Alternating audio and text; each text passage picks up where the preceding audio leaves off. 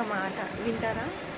ఒకప్పుడు అమ్మ అది చెయ్యి, అమ్మ ఇది చెయ్యి, అమ్మ అది కావాలి అని అనేవాళ్ళం. ఇప్పుడు పెళ్ళైన తర్వాత ఏం కావాలమ్మా, ఏం చేయమంటావమ్మా, ఏం తింటావమ్మా, జాగ్రత్త, అలా చెయ్యొద్దు, ఇలా ఉండాలి అని మనం మన పిల్లలకి నేర్పిస్తున్నాం. సో మనం ఎక్కడి నుంచి ఎక్కడికి వెళ్తామో అర్థమవుతుంది కదా.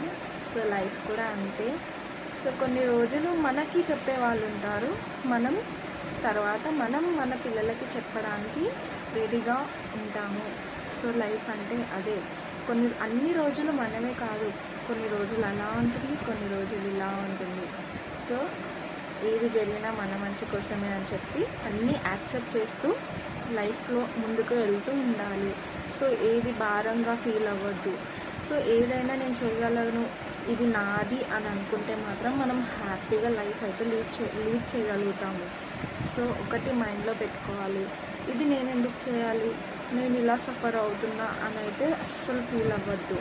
సో ఇది మనది, ఇది మన పిల్లలు, ఇది మన ఫ్యామిలీ, ఇది నా లైఫ్, మన లైఫ్ మంచిగా ఉండాలి అని అనుకుంటే పాజిటివ్గా ఆలోచించుకుంటా మనకి మంచి మనం చెప్పుకుంటూ ముందుకు వెళ్తేనే లైఫ్ సక్సెస్గా హ్యాపీగా లీడ్ చేయగలుగుతాం.